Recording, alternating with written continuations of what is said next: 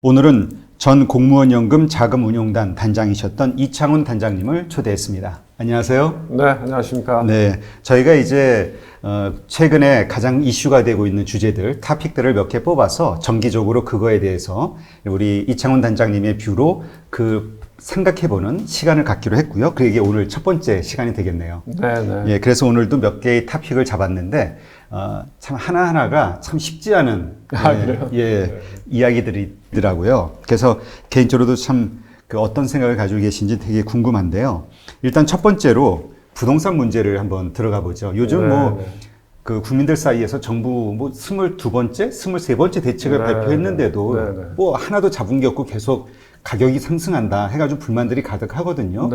뭐 여러 사람들의 막 의견이 중구난방 나오면서 더 혼란스러운 상황이 돼 있고요. 이 부동산 문제 왜 이렇게 시끄럽게 되는 건가요?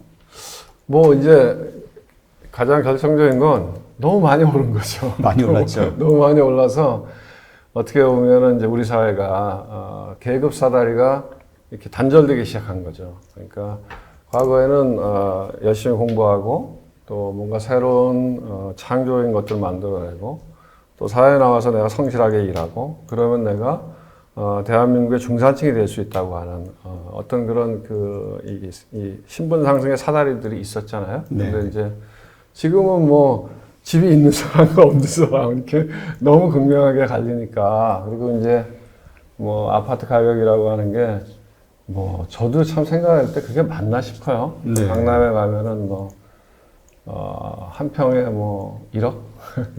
30평짜리 아파트가 30억 막 이러니까 30억이면 어마어마하게 큰 돈 아니에요? 엄청난 돈이죠. 그렇죠. 그러니까 이제 우리가 이 도시근로자 평균 소득이 한 5천만 원이 좀 안 될 거예요. 연봉? 네, 그렇죠. 그러니까 도시근로자 1년 평균 그 소득이 그러니까 미디안 중앙값들이 그렇게 따지면은 뭐 한 30년 모아도 안 되는 거잖아요. 그렇죠. 죽을 때까지 못 사는 거죠. 그러니까 이게 말이 안 되는 거죠. 이제 어떻게 보면 또 다른 신분 사회가 되는 거죠. 그러니까 뭐 집이 있는 사람 아니면 부모로부터 집을 물려받을 수 있는 사람과 그렇지 않은 사람과의 이 신분의 갭이 너무 커지니까 이제 그거에 대해서 사람들이 동의가 안 되는 거죠. 그리고 또 하나는 이제 현재 이 문재인 정부 들어와서 부동산을 잡겠다 그랬잖아요. 네, 그랬죠. 이렇게 가격 올리겠다 그런 게 아니고 부동산을 잡겠다 그랬는데 아까 말씀하신 대로 뭐 몇 번의 대책인지 모르지만 어쨌든 뭐 수많은 대책을 내놨는데 이상하게 대책을 내놓을 때마다 떨어지는 게 아니라 더 올라가니까. 그러니까 이제 되게 말이 많은 것 같고요. 제 생각에는 이제 우리가 이제 복기를 해보면 가장 큰 원인은 제가 보기에는 유동성인 것 같아요. 그러니까 이거는 누가 정부 정책을 했더라도 이 집값은 올라갈 수밖에 없었다. 왜냐하면 가장 바로미터가 되는 게 금리잖아요. 금리가 이제 지금 기준금리가 0.5. 그러니까 우리가 상상을 할 수 없었던 금리까지 내려왔으니까 그 금리라고 하는 걸 뒤집어서 얘기하면 실물 자산이니까 실물 자산의 가치는 올라갈 수밖에 없었다 하는 거고. 그리고 시중에 유동성 굉장히 많은데 돈을 많이 풀었잖아요. 근데 그 돈이라고 하는 게 소비나 투자로 연결돼야 되는데 소비는 뭐 돈이 있어야 쓰죠. 어떻게 보면 부가 양극화되면 양극화될수록 돈은 더 집중화되니까 소수의 사람들한테. 그러니까 돈이 많은 사람들은 내가 밥 한 끼 먹던 걸 3끼 먹을 수는 없잖아요. 그러니까 그 사람들의 한계 소비 성향은 제한적인 건데 대부분의 사람들은 가처분 소득이 오히려 떨어지는 형태가 되니까 소비가 늘어나는 것도 아니고 또 그 돈이 투자로 들어가냐 하면 사실은 투자도 이미 좋은 기업들은 돈이 많잖아요. 그러니까 돈이 없어서 이 투자를 못하는 게 아니고 사업 전망이 안 좋으니까 투자를 못하는 거니까 이제 그런 상황에서 그 많은 유동성들이 부동산으로 흘러 들어간 거죠. 그래서 그게 이제 제가 보기엔 제일 큰 문제다 이렇게 생각하고요. 두 번째로는 이제 초기에 이 문재인 정부 초기에 이 부동산 정책이 좀 미스했다. 제대로 이렇게 효율적이지 못했다는 생각이 들어요. 왜냐하면 지금 이제 시끌시끌한 건 세금을 많이 올리겠다 그러니까 조세 저항 같은 게 있는 건데. 그렇죠. 근데 이제 부동산 관련된 세금들이 우리가 보면은 등록세, 취득세 같은 게 있고 그 다음에 보유세가 있고, 그 다음에 양도차익과세가 있잖아요. 네. 근데 이제 제가 보기에는 이 정부 들어서 초기에 어떻게 보면 보유세나 취득세를 특히 이제 정책의 방향이 뭐 1가구 1주택에 문제가 없잖아요. 네. 내가 뭐 실거주하겠다고 집을 보유하는 건 뭐 열심히 일해서 내가 뭐 이 민주 자본주의 시대에서 뭐 내가 좋은 집에 살 수 있는 거잖아요. 능력이 있으면. 근데 이제 그런 게 아니고 이 아파트나 집 자체를 이 하나의 이 투기의 수단으로 삼아서 다주택자가 문제인 거죠. 다주택자가. 네. 근데 이제 그런 다주택자들에 대해서 초기에 보유세를 좀 충분히 올린다든가, 지금 이제 하고자 하는 정책을 초기에 했더라면 취득세를 좀 취득을 어렵게 한다든가 이렇게 하고, 대신에 이제 양도세 부분은 이렇게 좀 시간을 두고 했었으면 도망갈 구멍을 테를 열어놓고 몰았으면 되는데, 맨 처음에 어떻게 보면 그것도 하나의 고정관념이죠. 그러니까 뭐 틀린 건 아니에요. 당위성인데. 왜냐하면 이제 기본적으로 바라보는 시각이 뭐 노동이나 사업을 통해서 돈을 버는 게 아니고 이 한정된 재화잖아요. 부동산이라고 하는 게 뭐 건물이나 아파트 같은 거는 우리가 올릴 수 있지만 땅이라고 하는 거는 한정된 재화잖아요. 그러니까 한정된 재화이기 때문에 그건 어떻게 보면 공공재적인 성격이 있는 건데, 그런 것들을 통해서 돈을 버는 거에 대해서는 세금으로 환수해야 되겠다 하는 당위론이 너무 강했던 거죠. 그래서 초기에 이제 양도세부터 시작을 하니까 집을 못 파는 거죠. 그리고 두 번째로는 제가 보기에 양도세를 올렸으면 다주택자들이 팔았을 거예요. 근데 네. 초기에 이제 좀 아쉽게 생각하는 게, 그 초기에 이 부동산 정책을 총괄하셨던 분이 김모 수석이잖아요. 김모 수석. 근데 김모 수석이 누구죠? 방송에서 얘기할 수는 없고, 네. 그분이 뭐 지난번에 이제 정책실장을 하셨던 분인데, 그분이 이제 뭐 이런 부동산이나 도시공학 이런 걸 전공하셨던 분인데, 그분이 노무현 정부 때도 이 부동산 정책을 담당했던 분이거든요. 근데 노무현 정부 때도 똑같았거든. 노무현 정부 때도 많이 올랐어요, 그때도. 근데 그때도 사실은 세금으로 컨트롤하려고 했는데 비슷했어요. 그러니까 결국은 이게 우리가 생각하기에 이제 보유나 취득에 대한, 예를 들면 다주택자들이 보유나 취득은 어렵게 하되 거래는 활발하게 할 수 있게 했어야 되는데, 양도세를 과하게 올리면서 거래 자체가 활발해지지 못한 거죠. 팔고 싶어도 못 팔고. 그런데 도망갈 구멍을 만들어준 거죠. 뭐냐면 이제 지금 많이 시끄러운 임대주택 사업자. 임대주택 사업자로 초기에는 권장했거든요. 이 정부가. 그렇죠.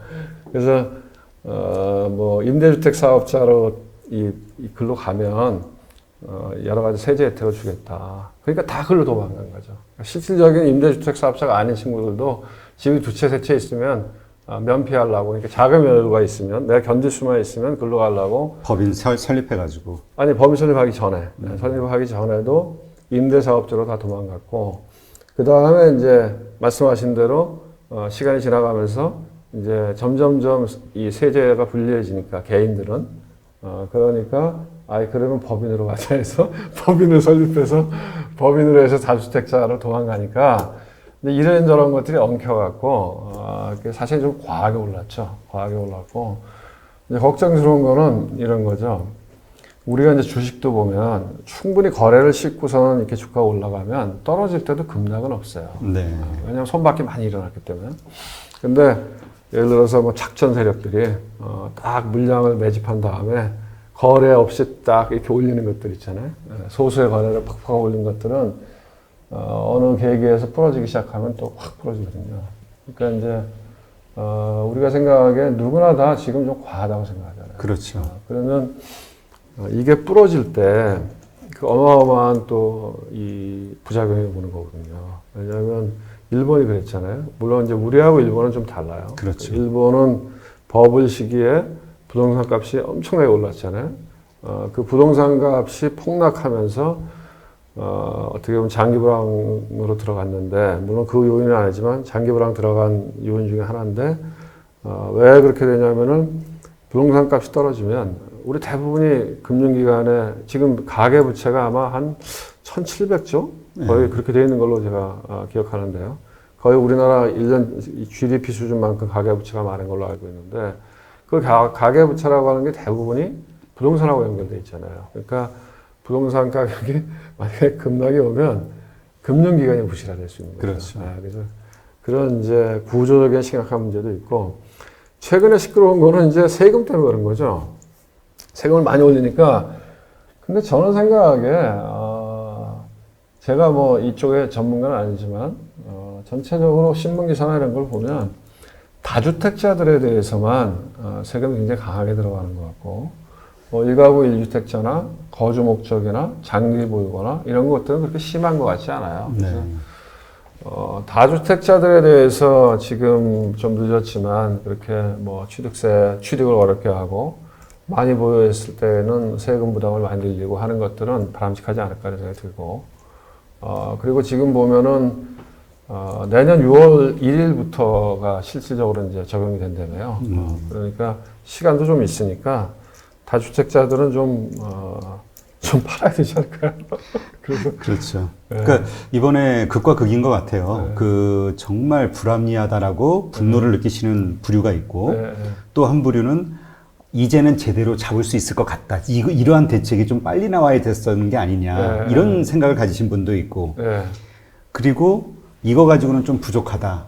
더 추가적으로 뭔가 필요하다. 이런 생각하시는 분도 있고 그러니까 결국은 뭐냐면 시장이 혼란스러운 것 같아요. 뭐가 뭔지를 모르는 것으로. 그런 것 같아요. 왜냐하면 저도 뭐 정책이 뭐 하도 많이 나오다 보니까 이게 도대체 뭐가 뭔지는 잘 모르겠어요. 그리고 정책 자체도 아직 법 통과가 안 됐잖아요. 그렇죠. 그러니까 이제 얘기만 나와 있고 실제로 법이 통과가 안 됐으니까 종부세만 하더라도 작년에 한다 그랬는데 법 통과가 안 돼서 못 했잖아요. 그러니까 그런 부분이 있고 그 다음에 또 하나는 지금 말씀하신 대로 이제 뭐 최근에 나오는 게 공급 이슈잖아요.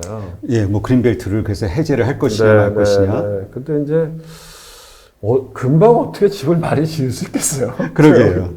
그러니까 궁극적으로는 제가 보기에는 그린벨트는 뭐 좀 별도의 이슈고 이 도심에 집을 많이 지을 수 있도록 해야 되겠죠. 왜냐하면 이제 저희 같은 경우에 우리나라 같은 경우에 사실 크게 보면은 이제 수도권의 분산 이게 필요하겠죠. 지금도 얘기 나오지만은 아니 왜 뭐 국회는 여기 있어야 될 이유가 있어요. 세종시 가면 되잖아요.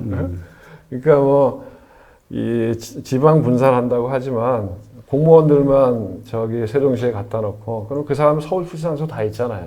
그러니까 뭐 제가 보면 공무원들이 세종시에 가 사냐? 아니에요. 왜냐면 아니 뭐 맞벌이 하면 와이프가 서울에 직장에 있으면 본인만 왔다 갔다 하는 거거든. 그렇죠. 애들 교육 문제도 있고. 그러니까 생활의 거주가 글로 가. 그리고 또 보면은 저희 친구들도 공무원 친구들 후배들 이렇게 보면은 높은 자리에 있는 친구들, 국장 뭐 이런 애들 1급, 2급.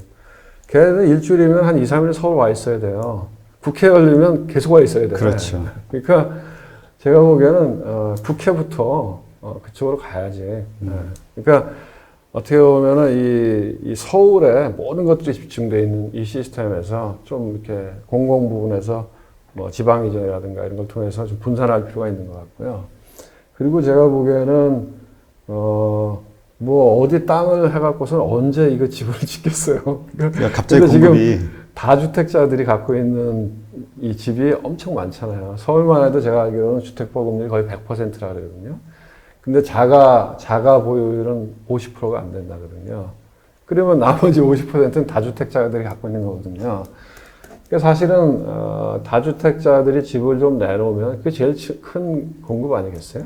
그러니까 그게 제일 큰 공급인 것 같고 또 뭐 요새 보면 임대사업자에 대해서 여러 가지 말들이 많은데 제가 보기에는 이제 그 주택에 대한 수요가 떨어졌을 때 과거에는 미분양도 많이 났었잖아요. 그런 경우에는 그런 임대사업자나 이런 게 필요하죠. 왜냐하면 자본은 가지고 있고 그 다음에 주택에 대한 수요는 떨어져 있고 이런 경우에는 이제 그런 사업자들이 필요한데 지금은 뭐 다들 집을 사고 싶어 하잖아요. 그러니까 뭐 굳이 임대사업자 아니라도 가격만 적당하면 수요는 많이 있으니까. 그리고 또 제가 보기에는 그것도 문제였던 것 같아요. 그 뭐죠? 뭐지? 분양가 상한제인가? 로또 분양. 예, 뭐 하나 당첨만 되면은 바로 그 순간 몇 억 수익이 나니까. 그게 저는 참 아이러니하다고 생각하는 게 주식도 그렇고 경제도 그렇고 모든 것들이 심리라 그러잖아요. 그거는 사실은 그건 아마 이제 재건축이나 재개발을 할 때 그 수익성을 떨어뜨려서 재건축이나 재개발되는 부분에 대해서 좀 올라가지 않도록 억제하자 이런 취지인 것 같은데 그게 뭐 약간 효과는 있겠지만 아니 지금 뭐 하면은 뭐 온통 뭐 모든 사람들이 몰려가서 분양 받으려고 받기만 하면 어떠고 그러면은 지금 젊은 친구들은 30대 이런 친구들은 자기 점수 갖고는 평생에 분양을 안 되는 거잖아요. 네. 그러니까 오히려 사람들을 더 안달하게 만들고 투기 수요를 더 키우는 거죠. 네.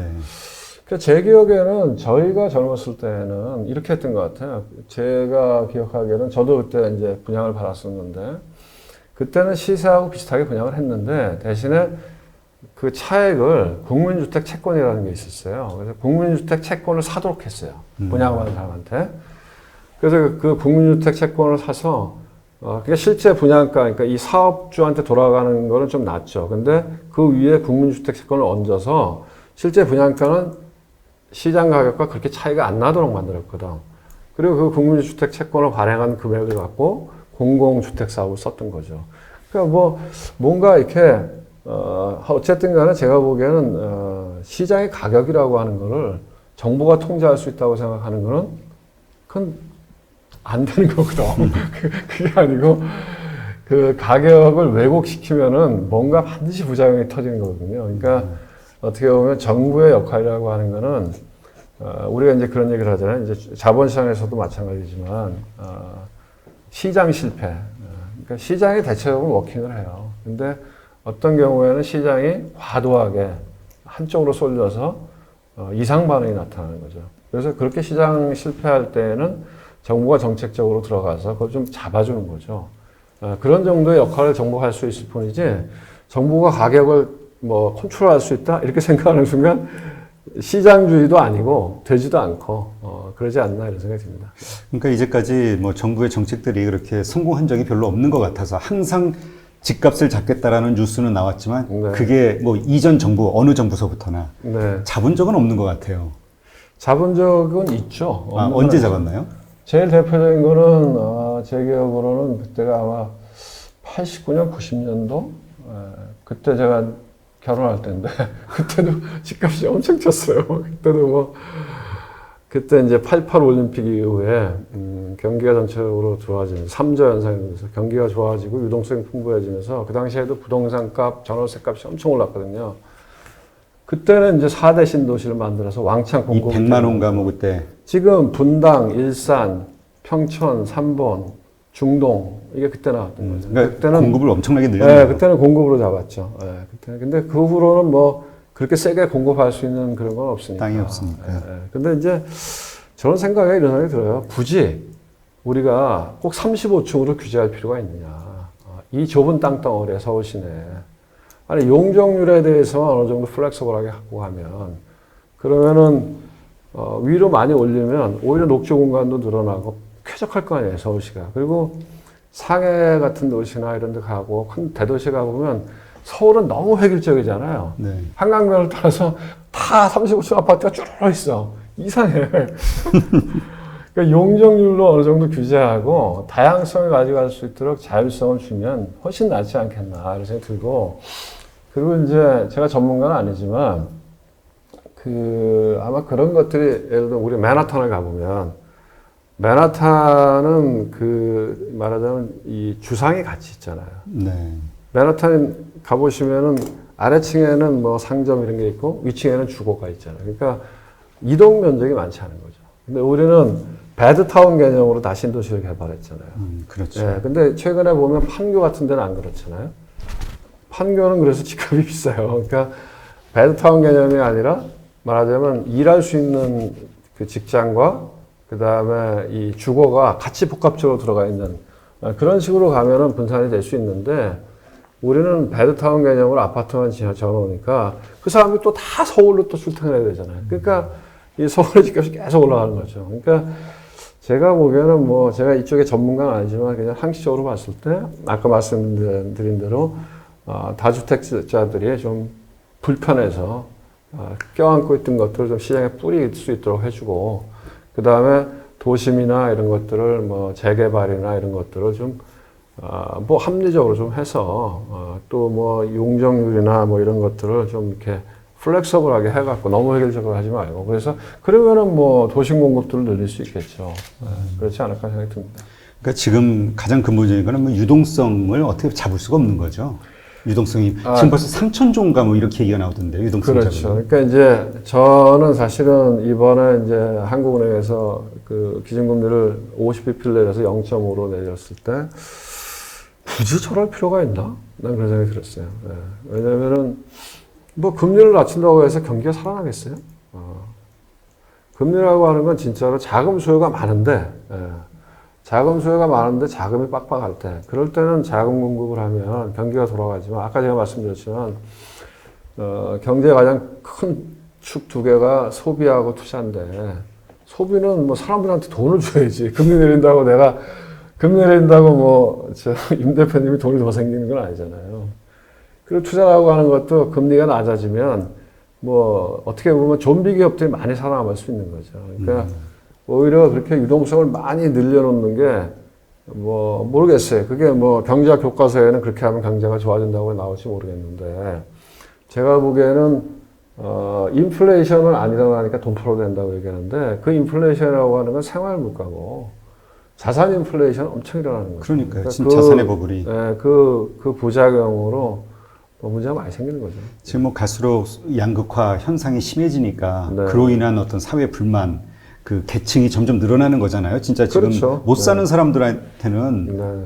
아예 기대감이 없어져 버리니까. 그렇죠. 아니, 그러니까 이게 못 사는 사람들의 문제가 아니라 세대 간의 문제인 거예요. 그러니까 젊은 사람들이 20대, 30대에 있는 사람들이 내가 열심히 일하고 돈을 모으고 하면 내 집 장만할 수 있겠다. 이런 희망이 있으면 그렇지 않죠. 그렇죠. 근데 그러니까 뭐 욜로족 이런 얘기라고 어차피 안 되는 거니까 뭐 집을 정말 이제 살 수 없다, 못 산다. 네, 이게 그리고- 아예 딱 잡혀버리니까. 결혼하기 어렵잖아요. 결혼하기가. 그러니까 결혼도 포기해버리고, 아이 낳는 것도 포기하고. 아니 그러니까 이게 집값도 올랐지만 최근에 전세값도 많이 올랐잖아요. 네. 제가 이제 애가 결혼했는데 야 진짜 전세값이 이렇게 비싸나?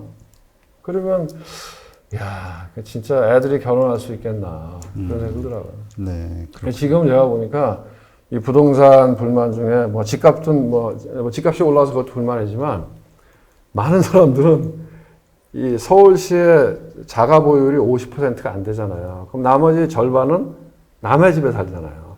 그 최근에 전세값 엄청 올랐어요. 그러니까 지금 전세금 맞추는 것도 힘들게 되는 네, 거죠. 그러니까 최소한의 이게 의식주에서 이 주거가 해결이 잘 안 되는 거예요. 그러니까 이게 저는 이런 생각이 들어요.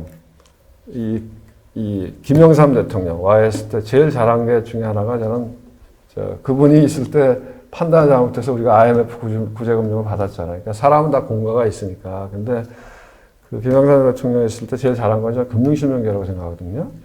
근데 금융실명제는 어떻게 알았냐? 내가 퇴근하느라고 집에 가는데 뉴스가 나오더라고. 금융실명제를 갑자기 하기로 했다. 했죠. 갑자기. 아무도 몰랐어요. 그러니까 그게 제대로 한 거지. 만약에 금융실명제를 지금처럼 뭐죠? 무슨 임대차 보호 3%를 하겠다 하고 이렇게 오랫동안 떠들었으면 아마 돈 다 빠져나갔을 거예요. 근데 그걸 불시했기 때문에 빠져나갈 틈이 없었거든. 지금도 뭐 임대차 3% 한다고 그러니까 제가 보면 정치가 과잉이 아닌가. 그러니까 정치는 과잉으로 쏟아지는데 실제 임플리케이션, 그게 실행되는 거는 늦거나 제대로 안 되니까 이 쌓일 부작용만 확 늘어나는 거니까. 그러니까 최근에 제가 보면 와 이게 진짜 제가 이제 우리 애 전세값 집을 얻으러 다니면서 보니까 야 이게 진짜 이래갖고 애들이 결혼할 수 있겠다는 생각이 들더라고요. 그 진짜 불과 얼마 사이에 엄청 올랐어요.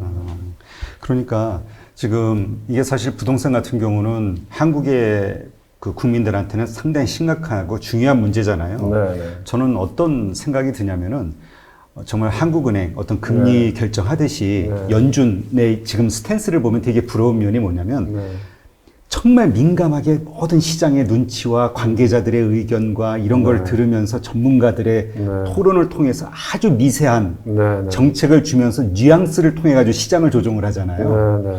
그런 세련됨이 없을까 왜 우리는 그냥 서로 뭔가 당장의 어떤 그 포퓰리즘처럼 당장에 누군가가 좋아할 만한 이야기를 그냥 여기저기서 사방, 뭐 이건 여야 가릴 것 없이 사방으로 서로 던지면서 오히려 그냥 시장만 혼란스럽고 분열되고 이런 게 아닌가. 정말 강력한 컨트롤 타워가 연준처럼 이렇게 그 시장을 그건 너무 과도한 기대일까요? 아니, 임 대표님 지난번에 이런 정치색 있는 얘기하면 위험하다고 그랬어요. 근데 저는 아니 동의해요. 근데 왜 그러냐면 이제 우리가 이제 미국의 연준이 그동안 해왔던 걸 보면은 이제 포워드 가이던스라고 얘기하잖아요. 포워드 가이던스. 뭐냐면 실질적으로 어떤 액션을 하는 거는 예를 들면 뭐 금리를 올린다 내린다 아니면 뭐 양적 완화를 한다 안 한다 그런 액션이라고 하는 거는 하고 나면 되돌리기가 되게 어려워요. 그렇죠. 근데 우리나라도 보면은 이 공개 시장 조작이라고 하는 말이 있잖아요. 시중에 돈이 많으면 통화안정증권을 팔아서 좀 돈을 걷어들이고 또 시중에 돈이 좀 적으면은 대신에 채권을 사서 돈을 풀고. 그러니까 공개적으로 시장을 조작하는 거죠. 그런 것처럼 미국의 연준 같은 경우에는 가고자 하는 정책의 목표가 있어요. 그러면 그거를 시장에 계속 얘기를 하는 거예요. 우리는 이렇게 가려고 그런다. 그러니까 니네가 따라왔으면 좋겠다. 그게 포워드 가이던스예요. 그러니까 말로. 왜냐하면 시장이라고 하는 건 사람의 기대 심리가 엄청나게 중요하거든. 제가 아까 로또 분양 얘기할 때도 아니 그게 집값을 올리는 정책이 집값을 떨어뜨리는 정책이 아니거든. 왜냐하면 사람들을 막 불안하게 만들고 그 다음에 어마어마하게 청약 광풍을 만들고 그러니까 그런 것들을 섬세하게 잘 다뤄서 시장하고 소통을 하는 게 중요한 거죠. 소통을 해서 시장이 글로 가도록. 근데 만약에 시장이 글로 안 가. 그러면은 강력한 정책을 취하는 거죠. 그래서 이 자본시장에 그런 격언이 있잖아요. 연준에 맞서지 마라. 네, 맞아요. 왜? 그걸 보여주는 거지. 네? 정책이라고 하는 건 그래야 힘 있는 거죠. 이렇게 셀 수 없는 정책을 계속 내는데 가격은 거꾸로 간다. 그러면 아무리 얘기를 해도 사람들이 기대 심리가 그렇게 안 생기는 거죠. 그 부동산 그 전문가분들 실제 사업을 하시는 분들이나 이렇게 저희 방송 나와서 이렇게 이야기를 하다 보면은 정부 정책 뭐 정부 바뀌면 다 바뀔 텐데 이 기대감이 완전히 가득 차 있거든요. 그러니까 신뢰가 안 되는 거예요, 정부 정책이. 그러니까 문제예요. 그리고 이제 이것도 제가 보니까 우리가 이제 최근에 우리 사회 문제인데 이게 이제 너무 진영 논리가 강해진 것 같아요. 왜냐하면 진영과 상관없이 옳고 그름, 뭐가 합리적이냐 이렇게 논의가 이루어져야 되는데 부동산 정책도 나오면 예를 들면 지금 뭐 A 진영과 뭐 여권과 야권이 있다. 그럼 여기서 A라고 얘기하면 여기 무조건 반대야. 그러니까. 여기서 또 A라고 얘기하면 무조건 반대야. 그러면 이게 사람이 합리적인 사고를 할 수가 없잖아요. 그렇죠. 뭔가 사람이 진영이 아니라 이렇게 백지 위에서 그러니까 이게 모든 것들이 너무 정치화되는 게 이게 지금 문제가 있는 거다 이런 생각이 들어요. 근데 이게 어느 미래학자가 얘기하는 걸 보니까요. 이게 전 세계적인 현상이고 그러니까 양극화 거기에는 사람들의 생각이나 정치 이것이 우리가 자주 보는 어떤 여러 가지 컨텐츠들의 알고리즘에 의해서 AI에 의해서 만들어지는 영향도 있긴 한데 하여튼 양극화로 돼간다. 너무 그 양쪽 논리로 극단화돼 간다라고 이야기 또 하시는 분도 있더라고요. 근데 이제 돌아오겠죠. 뭐 그래도 뭐 인류의 역사를 돌아보면 항상 뭔가 극단으로 갔을 때는 궁극적으로 인류한테 안 좋았잖아요. 그렇죠. 그러니까 이제 그런 역사적인 교훈들이 있으니까 돌아오지 않겠어요? 그러니까 뭐 우리가 그 대표적으로 겪었던 게 2차 세계대전이잖아요. 그러니까 어떻게 보면 산업혁명 이후에 그 양극화가 심화되고 어려운 상황에서 말하자면 이 공산주의가 나왔고 막시즘이 나왔던 거고 그때는 너무 노동이 비참하니까 그 다음에 1차 세계대전 이후에 말하자면 패전국들을 중심으로 해서 너무 살기가 어려우니까 어떻게 보면 이제 극우 파시즘이 나온 거죠. 그래서 2차 세계대전 때 엄청 많이 죽었고 그러니까 그런 극단으로 갔을 때 우리가 폐해를 어떻게 본다고 하는 것들을 많이 경험했으니까 그래도 인류가 현명하고 또 제가 보기에 우리나라 사람들은 똑똑하잖아요. 우리나라 사람들은 다 누구나 다 아니 저도 뭐 내가 부동산 전문가가 아닌데도 얘기하라면 막 얘기하니까 우리나라 사람들은 다 자기 의견들이 있고 하니까 네. 잘 되겠죠. 네. 하여튼 뭔가 이거는 그 진영 논리를 가리지 않고 여야가 아니면 진짜 뭔가 네. 사회의 어떤 그러니까 정권이 어느 쪽으로 바뀐다 해도 네. 일관적으로 끌고 갈 수 있는 어떤 그 사회적인 공감대, 공감대를 얻을 수 있는 사회적인 기구가 공감대. 이 부동산 정책을 끌고 가야 되지 않을까. 그러니까 이게 너무 심각하니까. 그러니까 이게 정쟁화되면 안 돼. 네. 정쟁화되면 안 돼. 이건 정책인데. 하여튼 쉬운 게 아니라는. 그러니까 결국은 아니 요새 보면 뭐 모든 정치인이 나와서 한 마디씩 다 하잖아요. 자기하고 상관없는데 나와서 하자. 이거 안 돼. 그거. 아니 이거 네. 참 그 뭐라 그럴까요? 네. 그 유권자들에게 자신의 존재감을 자꾸 드러낼 수밖에 없는 그 정치인의 입장이 이해가 되기도 하면서 그러면 안 돼. 또 이 복잡한 이 문제를 우리가 리더라면 나라의 어떤 리더라면은 조금 자제하는 것도 좀 필요하지 않을까라는 생각도 좀 그렇죠. 아니 홍익 인간이 제일 중요한 거 아니에요? 홍익 인간. 아니 널리 인간을 이롭게 하는 게 우리나라 건국 이념이잖아요. 에? 내가 잘 되는 게 아니고 내 편이 잘 되는 게 아니고. 네, 그렇군요.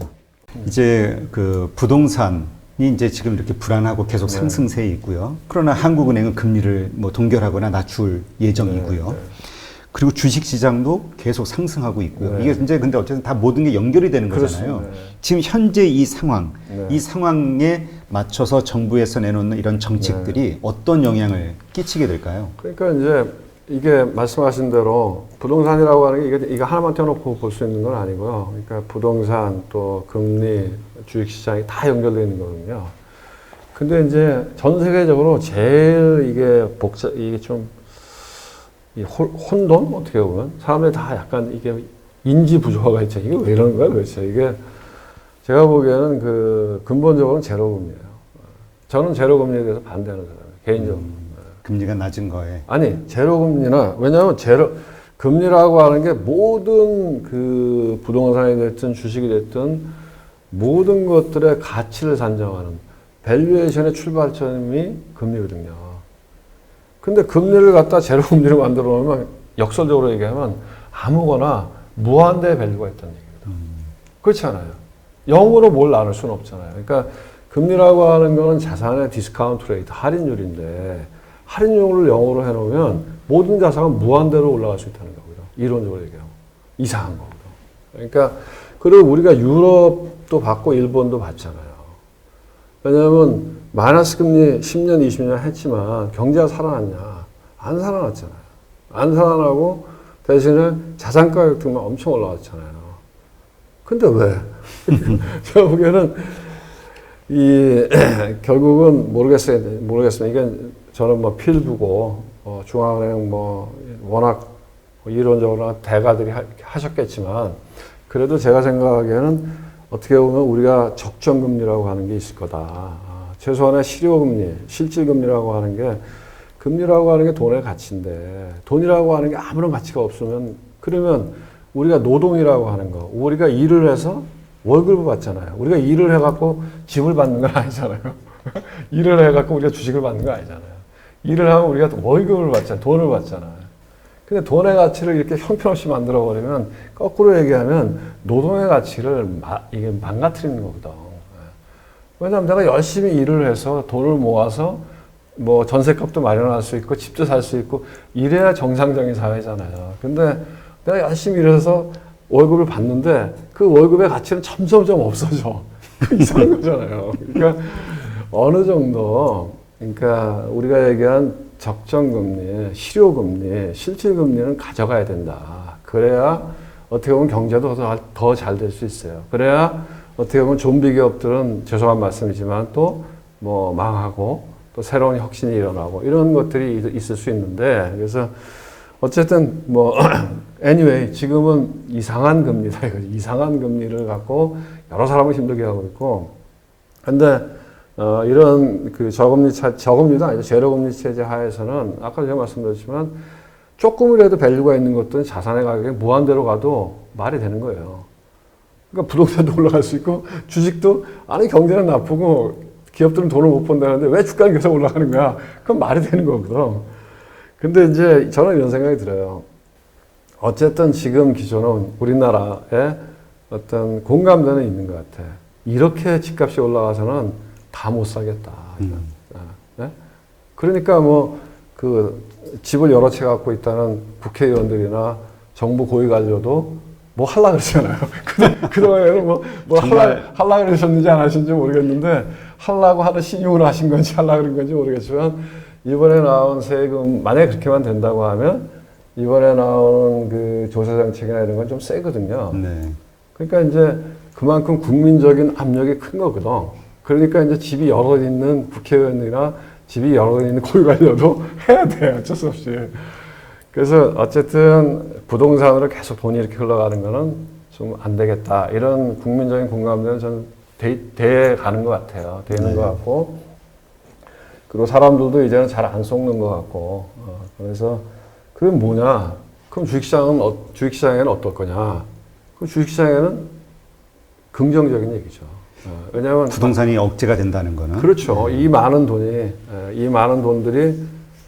돈 많은 사람들 보면 제가 주위에도 이렇게 돈 많은 친구들이나 보면은 돈을 은행에 예를 들면 100억, 200억 넣어놔요. 그거 무슨 의미가 있겠어요? 금리가 별로 낮으니까. 금리도 낮고 그 다음에 그 종합소득세 내잖아요. 그러면 반은 또 세금 내야 되잖아요.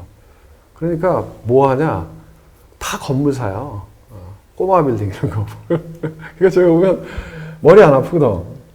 근데 그 건물에 그 우리가 얘기한 이제 그 캡 레이트라고 하는데 자본환원율이라고 그러는데 캐피탈라이제이션 레이트라고 하는데 캡 레이트를 보면 그러니까 그게 이제 쉽게 얘기하면 내가 건물에 100억짜리가 있어. 근데 내가 임대 소득으로 받을 수 있는 수익률이 얼마야? 네. 이 개념인데 그게 보면은 뭐 캡 레이트가 형편없이 낮아요. 그럼에도 불구하고 건물을 사. 왜냐면 머리 아프니까. 머리 아프고 은행 금리가 워낙 낮으니까 내가 뭔가 이 돈을 어딘가에 박아야 돼. 근데 주식은 변동성이 심하잖아요. 네. 그러니까 그냥 다 돈 있으면 그냥 저 부동산 사는 거야. 건물 사고 막. 그러니까 이제 지금 만약에 이렇게 부동산에 대한 이 세제 이런 것들이 강화된다. 그럼 오케이, 너 돈 많으면 사. 근데 보유세는 제대로 내야 돼. 왜? 근데 저는 이제 보유세를 내는 거에 대해서는 저는 일리가 있다고 봐요. 왜냐하면 이 정부라고 하는 게 공공재를 제공하잖아요. 도로도 해주고, 뭐, 또 상하수도도 해주고, 그리고 뭐, 안전하게 살라고 국방도 해주고, 뭐, 이런 공공재를 계속 제공해 주니까, 그런 상태에서 내가 뭐, 건물을 갖고 있다든지, 집을 여러 채 갖고 있다든지, 그러면 그거에 대한 세금을 내야죠. 그래야 국가가 돌아가는 거니까.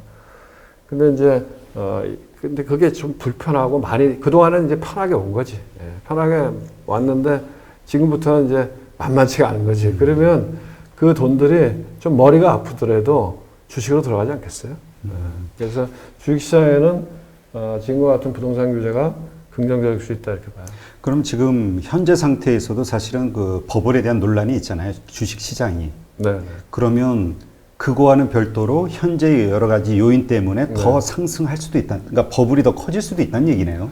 근데 저는 이렇게 봐요. 그러니까 미국의 나스닥은 버블을 어떻게 정의하냐에 따라서 다른데 우리가 이제 전통적인 그 밸류에이션 잣대, 그러니까 수익 가치나 자산 가치 이런 개념으로 보면은 미국의 나스닥이나 소위 얘기해서 그 빅텍 주식들 그런 것들은 굉장히 그 버블이 있다고 봐야죠. 뭐 미국의 나스닥이 10배 올랐더라고 보니까 지수가. 몇 년 동안요? 2008년 금융위기. 2008년 이후로. 보니까 S&P는 한 5배쯤? 4배, 5배 올랐는데, 나스닥은, 나스닥 100 지수. 그거는 1000에서 많이 넘어갔으니까 10배 올랐더라고요. 버블이 이긴 거죠. 그렇지. 버블이 이긴 거죠. 근데 코스피도 버블이냐? 그럼 제가 보기엔 코스피는 우리 지금 10년 동안 2000포인트 왔다 갔다 하는 거 아닌가요? 뭐 몇몇 종목은 좀 밸류에이션이 높아요. 근데 시장 전체로 봤을 때는 코스피를 버블이라고 얘기할 수는 없는 것 같아. 내가 보기엔. 네. 삼성전자를 빼면 네. 지수는 더 확 낮아진다고 하던데요. 그럴 수도 있는데 어쨌든 삼성전자도 코스피 안에 들어가 있는 주식이니까요. 그걸 포함해서 아마 우리나라 코스피의 밸류에이션이 당연히 뭐 이 나스닥 이런 거보다는 훨씬 낮고, 그 다음에 이머징 국가 중에서도 낮을 거예요. 우리가. 그러니까 코스피가 버블이다 그렇게 볼 수는 없는 것 같아요. 그리고 이제 코스닥, 그러니까 몇몇 종목은 버블이죠. 몇몇 종목은 이제 전통적인 가치로 봤을 때, 그러니까 뭐 전통적인 가치라는 게 이제 수익 가치. 수익 가치라고 하는 거는 우리가 얘기하는 제일 쉬운 게 PER이죠. 뭐 PER이나 ROE 이런 것들. 캐시플로우, 뭐 이런 거, EV to EBITDA라든가 이런 걸로 봤을 때, 또는 자산 가치, 뭐 PBR 뭐 이런 걸로 봤을 때는 몇몇 주식들은 버블이죠. 뭐 예를 들면 우리가 바이오 주식이나 뭐 빅텍 주식이나 이런 것들. 근데 그것도 또 그 나름대로의 시대 정신을 반영하니까 그 뭐 혁신의 가치를 생각하면 꼭 버블이라고 얘기할 수 없고, 코스닥도 지금 많이 올랐죠. 사실 1200이면 코스닥 150 지수가 1200. 그러니까 저는 이제 코스닥 지수를 보는 게 아니라 코스닥 150 지수를 보는데, 그게 지금 1200인가? 그렇죠. 1200. 근데 그게 아마 700이 깨졌다 올라왔으니까. 많이 올라왔네. 많이 올랐어. 많이 올랐어. 근데 그게 3년 전인가? 문재인 정부 초기에 이 코스닥 부양하는 이런 것들이 있었어요. 그때 뭐 정책적인, 그때 이제 코스닥 벤처펀드도 만들고 그랬는데, 그때 이게 지수가 제가 정확한 건지 모르겠지만 1700, 1800까지 올라갔던 지수거든요. 네. 그랬다가 기대감으로 올라갔다 부러졌다가 다시 이렇게 올라온 거라서, 고점하고 비교하면 뭐 아직 여기가 버블이다 그런 것 같지는 않아요. 네. 근데 이 한국의 이 주식 시장이 그게 문제라고 하시는 분들도 많이 있더라고요. 뭐냐면 안정감이 없는 거예요. 부동산처럼 정말 계속 쭉 상승을 한다든지, 아니면 진짜 미국 주식 시장처럼 계속 우상향으로 간다든지, 뭐 간혹 이런 게 있다 하더라도. 근데 한국은 갔다가 쭉 내려왔다가 또 쭉 갔다가 또 내려왔다가. 그러니까 사람들이 피곤한 거죠. 눈치를 봐야 되고, 피곤하죠. 타이밍을 잡게 되는 거예요. 장기 보유가 어렵죠. 장기 보유했다는 바보 돼 버리니까. 그게 이런 것 같아요. 하나는 이제 어쩔 수 없어요. 구조적인 문제예요. 왜냐하면 우리가 우리 시장을 결정할 수가 없어요. 우리 시장은 크게 보면 글로벌 자본 시장에 하나에 편입되어 있는 거니까. 그러니까 이 대한민국의 주식시장의 시가총액이 월드 인덱스, 전체 세계 주식시장의 시가총액에서 보면 한 2% 좀 안 돼. 1점 몇 프로예요. 2% 좀 안 돼. 그러니까 우리도 그렇잖아요. 뭐 조그만 중소형주가 삼성전자가 우르르 빠지는데 얘 혼자 올라갈 수 없고, 그러니까 결국 대세를 따라가는 거니까. 그리고 이머징에 우리가 들어와 있으니까 그것도 좀 아쉬운 것 같아요. 사실은 우리가 이제 글로벌리로 보면은 MSCI 월드 인덱스가 있고, 그 다음에 FTSE, 파이낸셜 타임즈에서는 후지 월드 인덱스가 있어요. 근데 우리가 FTSE 월드 인덱스에는 선진국으로 들어가 있어요. 근데 MSCI 월드 인덱스에는 우리가 이머징으로 분류가 돼요. 근데 저는 좀 아쉽게 생각하는 게, 제가 정확하게 기억은 안 나는데, 한 7, 8년 전인가? 우리가 들어갈 수 있는 기회가 있었어요. 왜냐면, 코스피 200 지수가 그때 엄청 좋았거든. 네. 코스피 200이, 참, 이 불행한 일, 좀 안타까운 일인데, 얼마 전에 이제, 뉴욕 그 거래소에서 코스피 200 지수를 그냥 상장 폐지해버렸어요. 아, 왜요? 네? 왜요? 모르겠어. 근데 뭐, 들리는 얘기로는 뭐, 삼성전자 한 종목 비중이 너무 높아서 그랬다는데 난 아닌 것 같고, 한 7, 8년 전만 해도 코스피 200 지수가요, 전 세계 단일 품목으로서는 파생상품 시장에서 거래량이 제일 많은 종목 중에 하나였어요. 1, 2위를 했거든. 대표 지수였거든. 네. 그러니까 MSCI라고 하는 게 모건 스탠리 캐피탈이잖아요. 걔네들도 그 지수를 쓰고 싶어 했어요. 그래서 걔네들이 와서, 걔네들이 사실 넣고 싶어 했어요, 걔네들이. 네, 걔네들이. 그래서 왔는데, 우리나라하고 협상을 했는데, 걔네들이 요구했던 게 하나는 이제 외환의 자유화, 외환 시장 자유화. 그 다음에 또 하나는 이제 그 코스피 200 지수를 돈 내잖아요.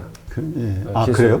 그럼요. 아, 우리가 그게 편입되면은? 아니, 그게 아니고 코스피 200 지수를 누가 쓰면 돈을 내야 돼요, 거래소에. 아, 그래서 이제 상품 거래를 하기 위해서는? 네. 그리고 우리도, 예를 들면 우리가 MSCI 지수를 쓴다. 네. 그럼 우리 거기다 돈을 내야 돼요. 근데 이제 걔네들은 그거 그냥 좀 쓰고 싶어 했지. 근데 결국은 안 됐어요. 안 됐는데, 이제 하나는 뭐냐면은, 뭐, 이 지수에 사용료 문제도 있었고. 근데 내가 보기엔 MSCI는 모건스탠리 캐피탈은 이 기술을 공짜로 쓰고 싶었던 게 더 컸던 것 같고, 우리 정부 입장에서는 그 외환의 자유화라고 하는 게 되게 힘들었던 것 같아요. 그러니까 왜냐하면 이런 거죠. 우리가 지금 NDF가 있어요. 그러니까 우리 지금 이제 데이타임에서 한국 시장에서 거래가 되잖아요. 원달러가. 네. 달러원이. 그리고 그거는 실제 실물을 주고받잖아요. 근데 해외 쪽에는 NDF, Non Delivery FX죠. 그러니까 이거는 원달러를 만기가 됐을 때 원달러를 이렇게 실물을 주고받는 게 아니고 그냥 정산만 하는 거예요. 네. 근데 이제 외국인들이 원하기에는 24시간 필요할 때 내가 원달러 환율을 매매할 수 있게 해달라 이거였거든. 근데 이제 우리 정부는 IMF 구제금융의 이 트라우마가 너무 큰 거예요. 외환을 컨트롤하지 못하면 나중에 IMF 같은 게 닥쳤을 때 우리가 죽는다 이런 게 힘들어서. 근데 저는 생각에 이미 우리가 외환을 컨트롤할 수 없어요. 왜냐하면 이 글로벌 펀드 플로우라고 하는 게 어마어마하기 때문에 한국은행에서 갖고 있는 외환 보유가 4천억 불이니까 외환 시장을 좌지우지할 수 있다? 저는 아니라고 보거든요. 그러니까 사실은 그때 우리가 선진국으로 들어갔으면 말씀하신 대로 이렇게 많은 변동성을 안 겪거든요. 왜냐하면 우리가 이머징 마켓 지수에 있기 때문에 왜 외국인이 이렇게 많이 파느냐? 한국의 펀더멘털이 나빠서? 저는 그렇게 생각 안 해요. 왜냐하면 우리가 이머징 마켓에 들어가 있기 때문에 브라질, 터키, 남아공, 아르헨티나 이런 애들이 흔들 때마다 우리도 따라 흔들리는 거거든요.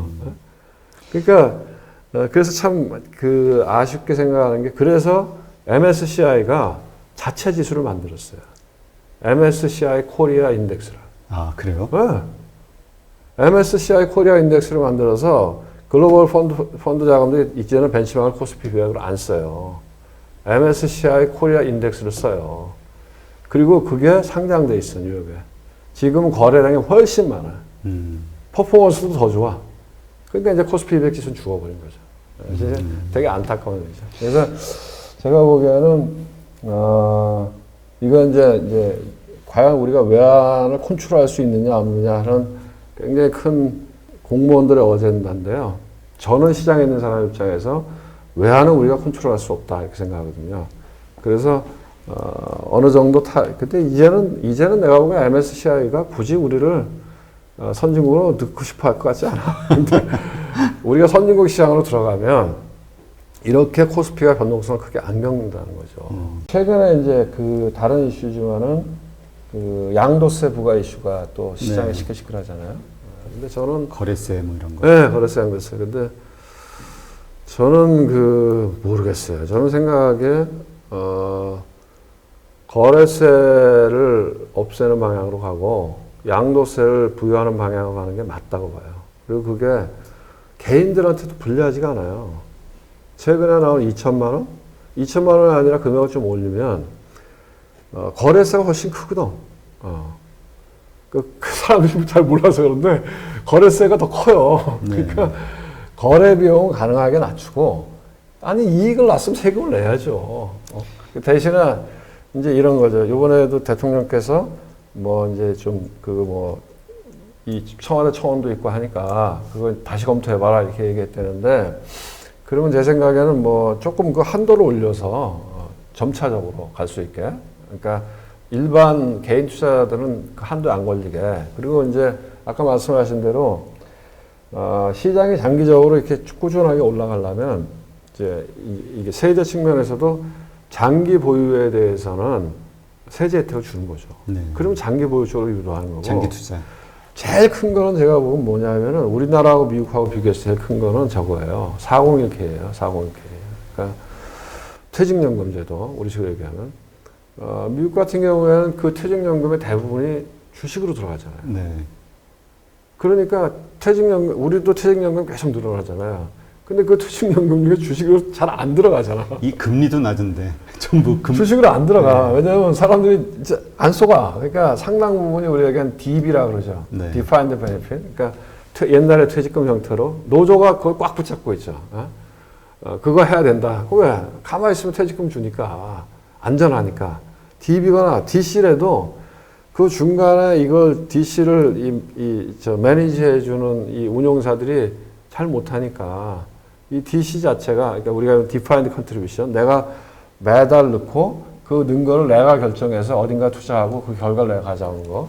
미국 시장은 대부분이 DC거든. Defined Contribution이거든요. 근데 그 중에 상당 부분이 걔네는 디폴트가 있어요. 어떤 이미 포트폴리오가 있다고. 그래서 내가 결정하지 않으면 그 디폴트대로 들어가는 거야. 그럼 그게 주식으로 계속 들어가요. 그러니까 안정적으로 쭉 주식시장에 올라갈 수 있고, 진짜로 제가 보면 안타까운 게 이 자본주의 시스템이라고 하는 게 국부라고 하는 게, 국민이라고 하는 게, 우리 열심히 일하잖아요. 열심히 일해서 대한민국의 기업들의 밸류가 커졌어. 그럼 나도 그걸 향유할 수 있어야 되잖아요. 그렇죠. 근데 나는 주식이 없어. 좋은 회사의 주식은 외국인들이 50% 이상 갖고 있어. 그럼 뭐야 이게?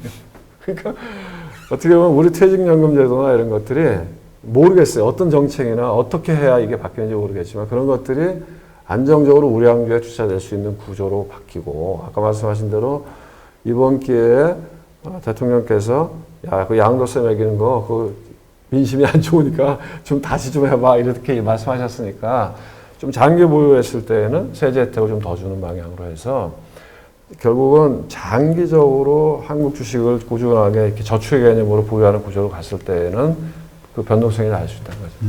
그렇군요. 그러면 여기에서 이제 하나 궁금한 것이, 우리가 MSCI 지수에 편입이 돼 있다고 하는 건 네. MSCI 신흥국 시장에 투자하는 글로벌 다양한 모든 펀드들의 그 비중이 네. 작기 때문에 네. 거기에 있으면 우리가 좀 불리한 거고, 네. 선진국 시장으로 오면은 네. 그 자금, 투자 자금이 비중이 커지기 때문에 우리에게 유리한 건가요?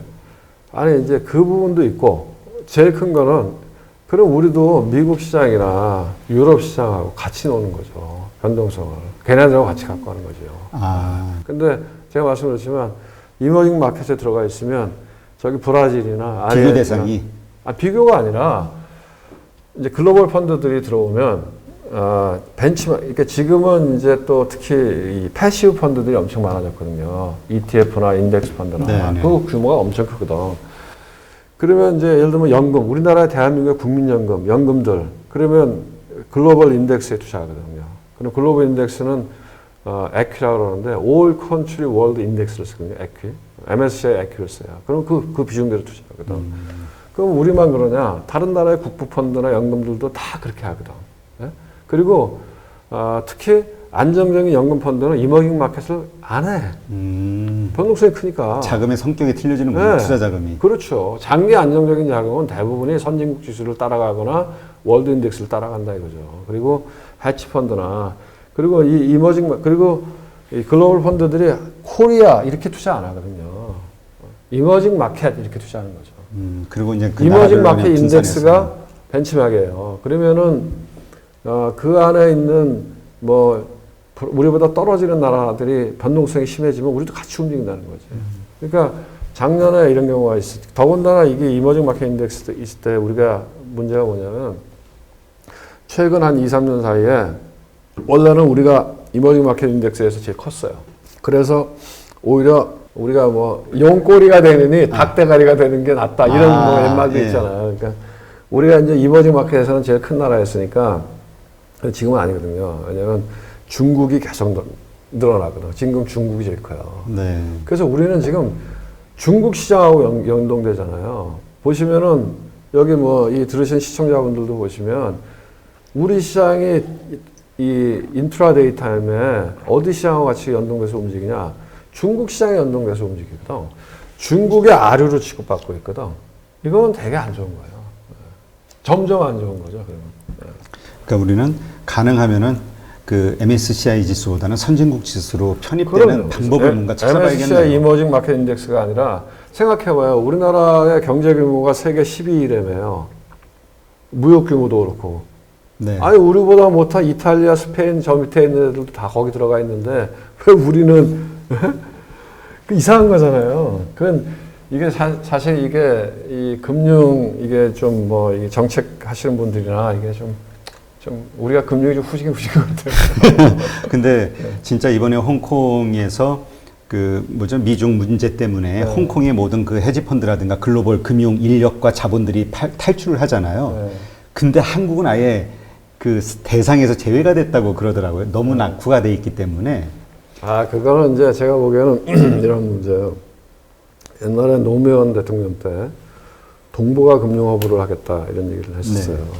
근데 이제 뭐 그런 그 앰비션은 다 있었죠. 그러니까 뭐 이명박 그 서울시장 할 때도 여의도에 지금 있는 그 뭐죠 저 파이낸셜 그 빌딩 있잖아요.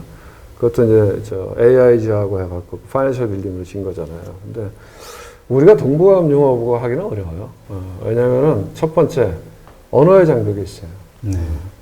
홍콩 영어 중국어가 되는 나라. 싱가포르 영어 중국어가 돼요. 싱가포르 가면은 택시 타면 다 영어 중국어가 되거든 기사들. 우리는 언어의 장벽이 있어요. 그리고 기본적으로 이제 아시아의 중심은 중국하고 인도거든. 그럼 홍콩에 붙어 있으면 중국하고 비즈니스를 할 수 있잖아요. 그리고 그 다음에 조세 문제. 홍콩은 플랫하잖아요. 세금이 엄청 낮잖아요. 우리는 그렇지 않잖아요. 그러니까 이제 조세 문제나 언어의 장벽, 그 다음에 이제 뭐 사람들의 인식 이런 것들 때문에 우리가 뭐 금융에 쉽지 않을 것 같아요. 근데 가장 큰 문제 중에 하나로 아까도 말씀하셨던 단장님이 외환자유, 이 태환의 문제. 그러니까 국내에서는 가능하지만 해외로 나가면 이게 안 되잖아요.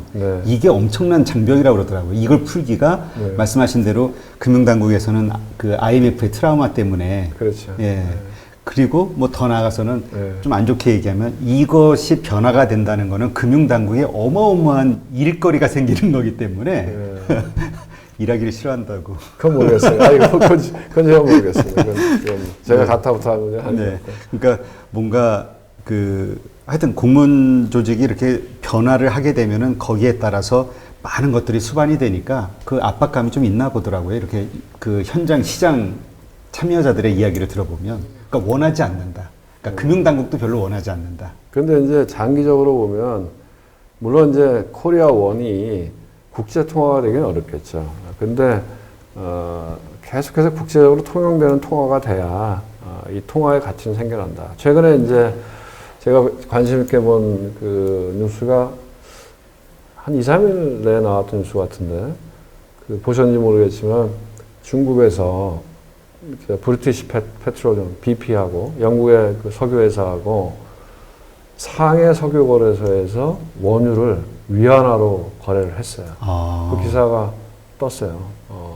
그 굉장히 의미 있는 얘기고. 그렇죠. 원유는 달러인데. 그렇죠. 원유는 그동안에 다 제가 한번 여기서 말씀드렸지만 그 닉슨 시대에 금태환을 정지시키고 나서 달러가 엄청난 혼란을 겪었을 때 키신저가 사우디에 날아가서 모든 거래하는 거는 달러로 하자. 대신에 너네 독재 왕정인데 우리가 보호해줄게. 이런 거거든. 그래서 이 페트로 달러로 시대를 열었는데 중국도 이제 그 생각하는 거예요. 중국은 지금 보면 안 굽히잖아요.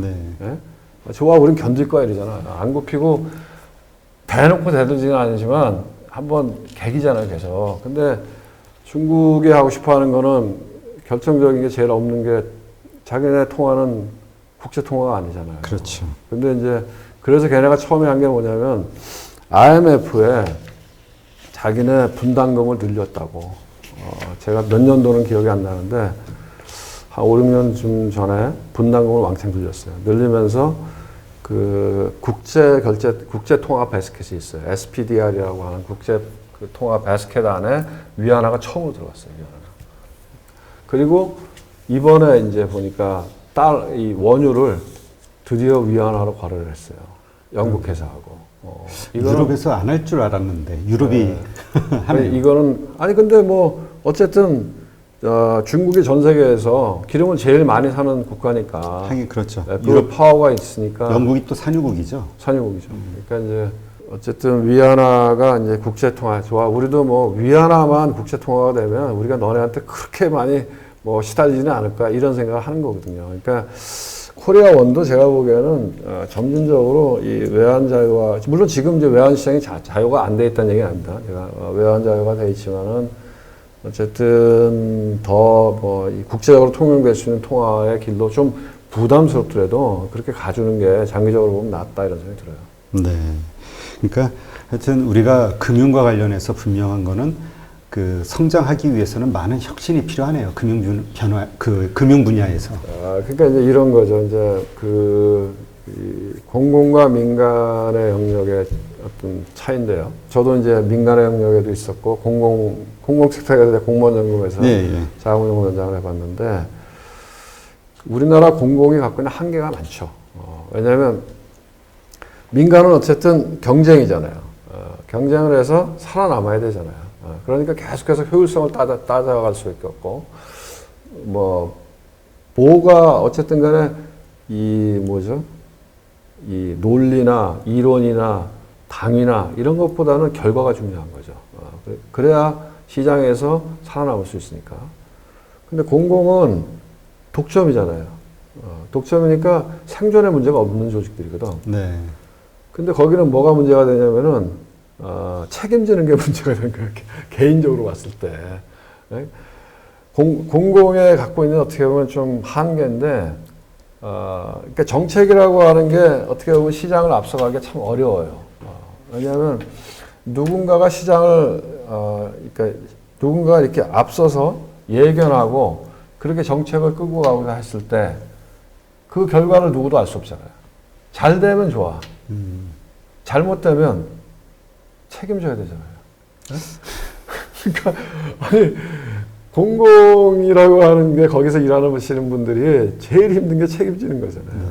그러니까 복잡하거나 자유화하거나 혁신하거나 이런 거를 가장 좀 심리적인 허들이 많은 거죠.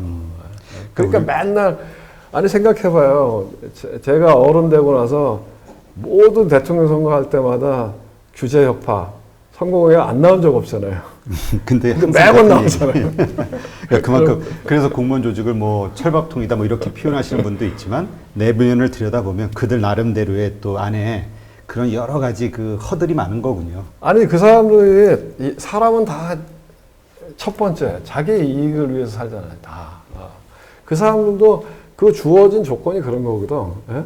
그러니까 뭐 그 사람들도 뭐 국회 가서 감사도 받아야 되고 감사원 감사도 받아야 되고 정권 바뀌면 또 정책 감사 받아야 되고 뭐 사고 나면 책임져야 되고 그러면 이 사람이 잘했을 때 인센티브가 있느냐? 별로 없잖아요. 민간 기업에서는 잘하면 이 사람 승진도 빨리 시켜주고 돈도 주고 그러는데 그런 거 별로 없잖아요. 디스 인센티브가 많으니까 아무래도 패시브하게 되는 거죠. 그러니까 우리가 뭔가 혁신적인 나라 아니면 혁신적인 조직을 만들려면 그런 논리가 이런 공공 부분에도 접목이 돼야겠네요. 그렇지. 그러니까 그렇게 할 수 있는 판이 프레임이 만들어져야죠. 그거는 내가 보기엔 정치의 역할이죠. 그렇죠. 근데 사실 정치 부분도 좀 많이 낙후돼 있기 때문에 뭔가 혁신이 돼야 되니까. 그러니까 이게 닭이냐 달걀이냐 이게 참 복잡한 문제인데, 네, 알겠습니다. 이렇게 하도록 하고요. 최근에 이제 그동안 이 코로나 이후로 이제 나스닥 주도주들이 막 상승을 해왔잖아요. 엄청나게. 네. 근데 요즘 이제 약간 흔들리는 조짐이 있다. 이렇게 보고 계시는데, 이게 어떤 걸 의미하는 걸까요? 그러니까 이제, 최근 한 일주일인가요? 그죠? 지난주부터인가 그렇죠? 보면은 이제 테슬라가 1,400불에서 1,800불 장중에 갔다가 1,500불로 밀려서 떨어지면서부터 뭐 소위 얘기하는 빅텍 주식들이 지금 흔들리고 있잖아요. 네. 일단은 이제 하나는 제가 보기에는 가격 부담인 거죠.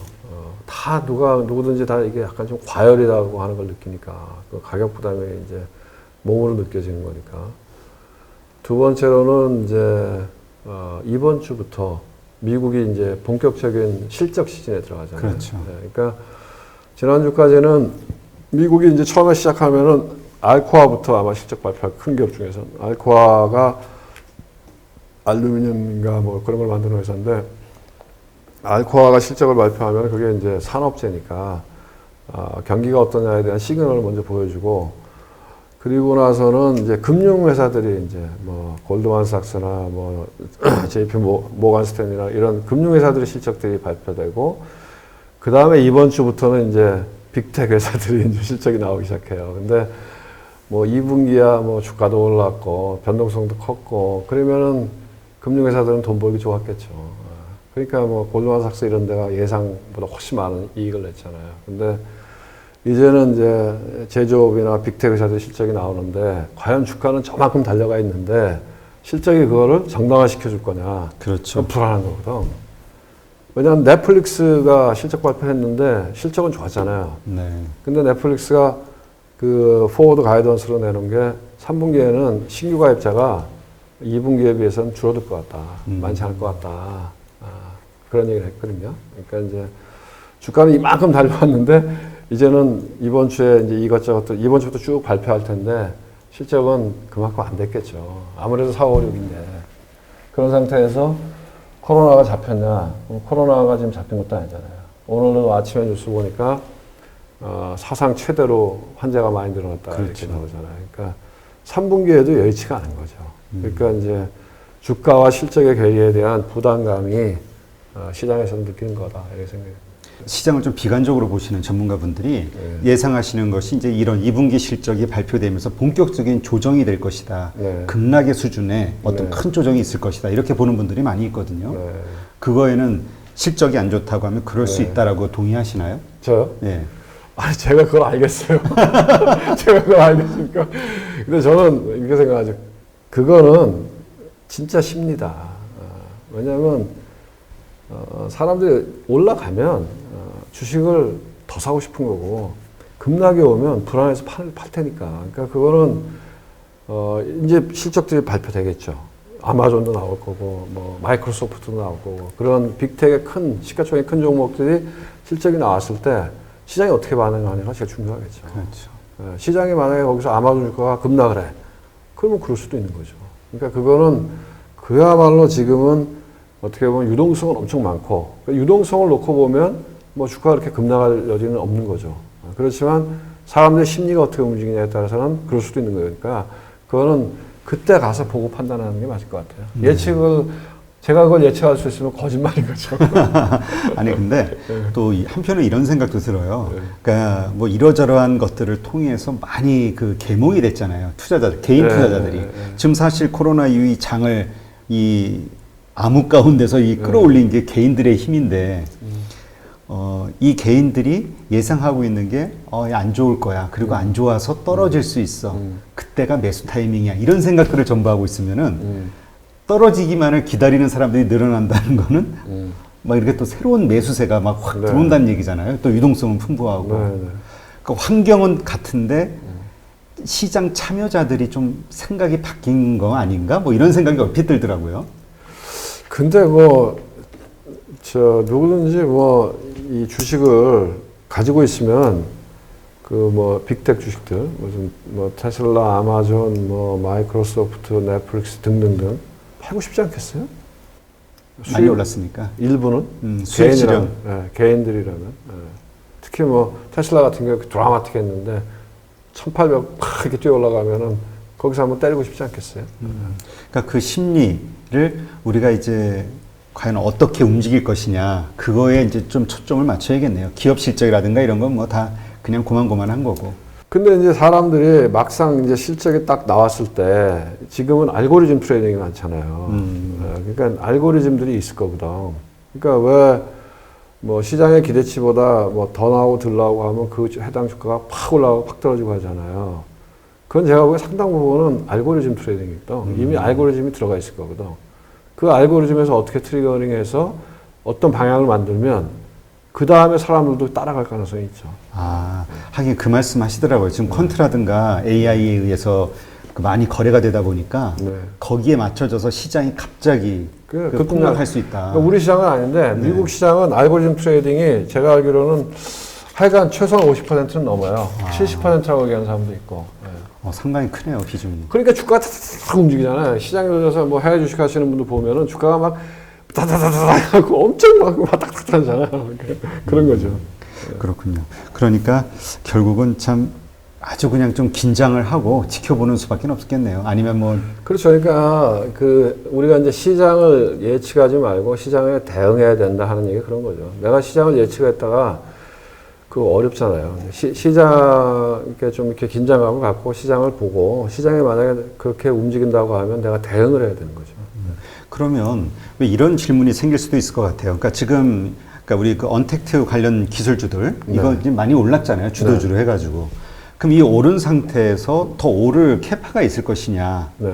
여기서 적당한 이익 실현을 하고 그동안 오르지 못했던 뭐 S&P 쪽에 굴뚝주들 네. 이쪽으로 가는 거 아니냐라고 생각하는 분들도 있을 것 같거든요. 그것도 이제 중요한 포인트인 것 같은데요. 지금 이제 최근 한 일주일 동안 그런 모양, 오늘 우리 시장도 그랬잖아요. 네. 오늘 우리 시장도 보면 카카오, 그동안 주도주였던 카카오, 뭐 LG화학, 셀트리온 이런 것도 조정받고, 뭐 현대차, 삼성전자 이런 게 상대적으로 강하고, 그러니까 그 기저에는 이런 게 있는 거죠. 이제 그 소위 얘기해서 경제적 봉쇄, 그 락다운을 지금 오픈했잖아요. 네. 그러면 베이스가 워낙 낮으니까 어쨌든 나오는 지표들이나 이런 것들은 개선되는 방향으로 나오잖아요. 중국 같은 경우에는 뭐 아주 많이 개선되잖아요. 근데 그 숫자를 믿을 수 있는 건 잘 모르겠어요. 나는 왜냐면 중국에 지난주인가 보니까 그 수출입 데이터를 발표했는데 수입이 늘어나는 건 뭐 그럴 수도 있겠죠. 근데 수출이 늘어났더라고. 그래서 아니 전 세계가 다 지금 엉망진창인데 수출이 늘어날 수가 있나? 그래서 전년 대비. 그리고 또 며칠 전인가 중국이 GDP 발표했는데 GDP 숫자는 좋았어요. 좋았는데 소비 지표가 기대보다 좀 낮았어. 그러니까 확 밀리더라고. 주식시장이. 네, 네. 그게 언제지? 목요일인가 금요일인가? 네, 그러니까 결국 사람들이 다 비슷한 생각하는 거 아닐까요? 이거 진짜 맞는 숫자야 이러는데 그러니까. 하나 숫자가 이상 삐끗하니까. 근데 어쨌든 anyway 제가 생각하기에는 지금 방향은 어쨌든 뭐 최악의 상황에서 이렇게 올라오는 과정에 있기 때문에 그러면은 그 언택 주식들은 주가 이렇게 올라왔어요. 그게 더 올라가기 힘들 것 같아요. 제가 더 올라가려면 최소한 조정이 있어야 될 것 같아요. 가격 조정이나 아니면 기간 조정이요. 근데 이제 경제가 계속해서 호전되는 모양으로 갖고 가면 유동성은 많아. 네. 이 돈들이 뭔가 사야 되잖아요. 그러면 이제는 경기 관련 주식으로 갈 수 있는 거죠. 근데 이제 그래서 얘네가 주도하면 시장은 계속 살 것 같아요. 근데 얘네가 주도를 못하면, 근데 지금 상황은 확신은 없잖아요. 그렇죠. 왜냐하면 지금도 뭐 코로나가 안 되잖아요. 컨테인이 안 되고 있잖아요. 그러니까 뭐 중국은 제가 보기엔 통제가 된 것 같아요. 근데 미국이나 뭐 남미나 유럽이나 이런 쪽은 아직 통제가 안 되고 있잖아요. 그러니까 그렇죠. 경제가 그렇게 활발하게 살아나기는 만만치는 않을 것 같고 또 하나 이제 이슈는 2차 이 경기 부양 이슈가 있잖아요. 네. 지금 처음에 이제 뭐 재난지원금 이런 거 한 번씩 다 줬잖아요. 근데 이제 그거 이제 다 썼잖아요. 금방 썼죠. 그러니까 미국도 지금 의회에서 2차로 돈 한 번 더 주자 이런 얘기 나오고 유럽도 EU에서 오늘 다시 얘기한다잖아요. EU 그 긴급 지원금 그게 이제 왜냐하면 EU는 좀 어려운 게 여러 나라가 다 동의를 해야 되잖아요. 그렇죠. 근데 늘 보면 돈 내는 나라는 북유럽 쪽이고 돈 받는 나라는 남유럽 쪽이니까 이게 찌그락찌그락 하는 거죠. 그렇죠. 그래서 만약에 그런 것들 정책 자금들이 다시 한번 동의가 되느냐 여부 이런 것들도 영향을 줄 것 같아요. 네. 지금 이번에 미국 시장 보니까 테슬라에 대한 이슈가 많이 나오는 것 같아요. 과연 그 실적이 어떻게 될 것이냐. 네. 그 실적에 따라서 S&P 500에 들어갈 수도 있고 편입될 수도 네. 있고 그렇지 않다. 네. 뭐 이렇게 얘기가 나뉘고 있는데 S&P 500에 편입이 되면 되고 네. 안 되고의 차이가 그 테슬라의 어떤 그 기업 밸류에 어떤 의미가 있나요? 있죠. 어떤 차이가 있을까요? 아까 제가 계속 얘기했죠. MSCI 선진국 지수로 들어가야 된다. 그런 식으로. 네, 왜냐면 그 미국에 투자하는 상당히 많은 그 자금들은 벤치마크를 S&P 500을 쓰거든요. 그러면 S&P 500에 들어가면 그만큼 수요가 늘어나는 거니까 주가에는 좋은 얘기죠. 네. 그러면 반대로 테슬라가 만약에 진입이 된다 그러면 네. 반대로 빠지는 기업도 있는 거잖아요. 그럴 수도 있겠네요. 네. S&P 500 종목이니까. 그렇죠. 그러면 그 기업이 누굴 것이냐에 따라서 네. 예상되는 기업도 있을 거 아닙니까? 꼴찌 거기는 가운데? 그 사람들은 예상을 하겠죠. 우리도 코스피 200 종목을 정기 변경을 하거든요. 제가 정확하게 모르겠네. 3개월마다 하는지 6개월마다 하는지는. 근데 정기 변경을 할 때 들어가는 종목들은 사전에 주가가 올라가고 빠지는 종목은 사전에 주가가 빠져요. 근데 시장에서 예측을 하죠. 기준이 이러니까 이러이러한 종목은 빠질 것 같고 이러이러한 종목 들어갈 것 같다 하고 사전에 예측을 하죠. 네. 그러니까 이 하나의 그 어떤 이슈가 발생이 되면 그 파생되는 것들이 여러 가지가 있고 네. 투자의 관점에서 다양하게 한번 봐야 될 필요가 있겠네요. 그렇죠. 예. 경기와 관련해서 이제 지금 뭐 말들은 많이 있잖아요. 뭐 네. 트럼프 대통령도 뭐 금방 뭐 백신 나온다, 치료제 나온다. 그리고 나라 뭐 여기저기 그 제약회사들에서도 그런 발표가 되고요. 그런데 또 정부의 다른 정부들의 이야기를 들어보면 한국도 그렇잖아요. 오늘 뉴스 보니까는 뭐 셀트리온에서는 9월 달서부터 치료제가 항체제 치료제가 나온다 이렇게 발표를 했는데 근데 정부 발표자는 그 다음 몇 시간 후에 질본에서는 아직은 대책이 없다. 이런 식의 발표를 한다는 건 그게 정말로 효과 있는 어떤 치료제거나 그러면 이 정부에서 이제 좀 이렇게 뭔가 표현할 수 있는 거잖아요. 그러니까 이게 참 어떻게 이 시장의 메시지들을 정보로서 받아들여야 될지. 그거는 뭐 일단 제가 유튜브를 보시는 시청자분들에게 말씀드리면 저는 상식의 수준에서 얘기를 하는 거다 이렇게 이해하시면 돼요. 저는 전문가가 아니니까. 근데 이제 제 생각에는 이런 것 같아요. 상식의 수준에서 보면 저도 이제 여기저기서 주워 들은 얘기죠. 왜냐하면 치료제나 백신이 이렇게 빨리 나올 수는 없다. 그러니까 이제 치료제는 세 가지가 있다고 하더라고요. 그러니까 하나는 바이러스를 억제하는 거. 네. 또 하나는 이제 지금 혈장 치료제 갖고 하는 거. 또 하나 항체 치료제. 근데 혈장 치료제는 제일 괜찮은 거죠. 왜냐하면 이미 걸렸던 사람한테서 혈장을 뽑아서 그 안에 있는 항체를 쓰는 거니까 그거는 안정성도 있고 효과도 있지. 근데 제한적인 거지. 그렇잖아요. 그 사람 몸에서 피를 뽑는 건데 그거는 그리고 그 걸린 사람이 많지 않잖아요. 그렇죠. 그 사람들한테서 피를 뽑아야 되는 거니까. 그러니까 그거는 제일 제가 보기엔 빠를 것 같고 효과도 있을 것 같지만 굉장히 제한적일 거다. 그걸 대규모로 생산할 수는 없잖아요. 그렇죠. 그 다음에 이제 항바이러스 제제. 그게 렘데시비르 이런 게 그런 거 아니에요? 그거 우리나라도 뭐 어느 회사가 그걸 한다는데 그게 이제 그것도 렘데시비르도 효과가 제한적이잖아요. 그거는 효과가 제한적이잖아요. 그 다음에 가격의 문제가 있고. 그러니까 이제 완전한 치료제는 아닌 거죠. 좀 도움이 되는 건데 대신에 가격이 비싸잖아요. 그렇죠. 예. 그러니까 그리고 이제 셀트리온이 하고 있는 항체 치료제 이거는 이제 되면 좋은 거죠. 근데 이거는 임상 시험의 문제가 있는 거예요. 그러니까 이런 얘기죠. 뭐냐면 셀트리온이 임상 실험에 들어가겠다고 발표한 거잖아요. 근데 질본이 얘기했던 거는 지금 당장은 없다. 당연히 없는 거지. 왜냐하면 임상 1상, 2상, 3상을 해야 이걸 쓸 수 있는 거잖아요. 그러니까 지금 당장은 그 효과적인 치료제는 없는 거예요. 렘데시비르도 누가 그러던데 그 쓰면은 그 포도당 주사 맞는 거랑 비슷하대. 그러니까 근데 이제 그 의미는 있는 거예요. 제가 보기엔 의미 있다고 봐요. 왜냐하면 지금 글로벌 제약사나 우리나라 제약사들이 그 세 가지 분야에서 계속해서 지금 연구를 해나가고 있거든요. 그리고 지금은 이제 패스트 트랙이기 때문에 옛날에 임상 1상, 3상 이렇게 갈 때 거쳐야 되는 이런 부분들을 정부가 뭐 FDA도 마찬가지지만 패스트 트랙으로 넣어서 좀 빨리 할 수 있게 도와주잖아요. 그러니까 저는 진보가 있다고 봐요. 당장은 효과 있는 약은 없다. 그렇지만 진보는 있다. 이렇게 이해하고 있고요.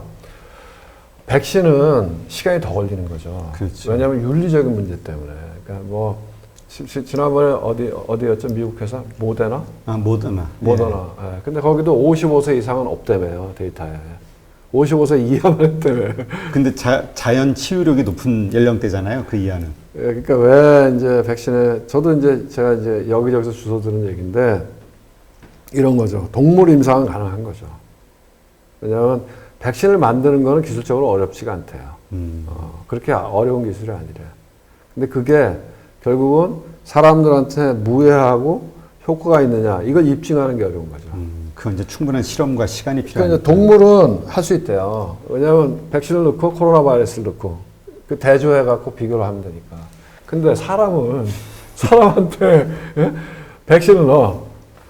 백신 넣는 건 가능하겠죠. 그것도 모르지. 어떤 부작용이 있는지 모르니까. 근데 그 사람한테 코로나 바이러스를 넣어. 그게 가능하겠어요?